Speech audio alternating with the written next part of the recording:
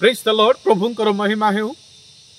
प्रिय रे प्रभुंकर संतान संतति, आज मु परमेश्वर विषय आपण मानक सम्मुखरे किछि कहिबा पई चाहे।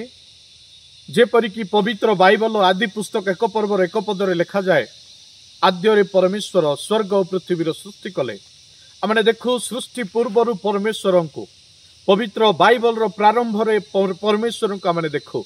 एणु सर्वप्रथम स्थान परमेश्वर पाइबा आवश्यक। गौरव प्रशंसा संभ्रम प्रथमे परमेश्वर पाइबा आवश्यक।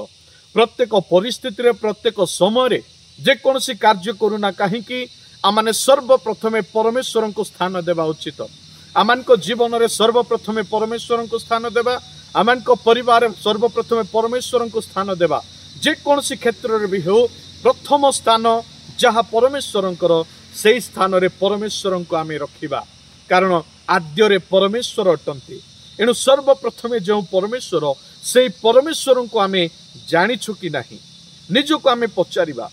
जो परमेश्वर प्रथम अछंती, जे समस्त विषय को सृष्टि करियछंती, निर्माण करियछंती, आमान को मध्य से परमेश्वर किपरि अटंती, से परमेश्वर किए अटंती, से परमेश्वर कौन करती, से परमेश्वर कौठी रुहंती, ए विषय को जानिबा पाई प्रभु को निकटवर्ती हुंतु।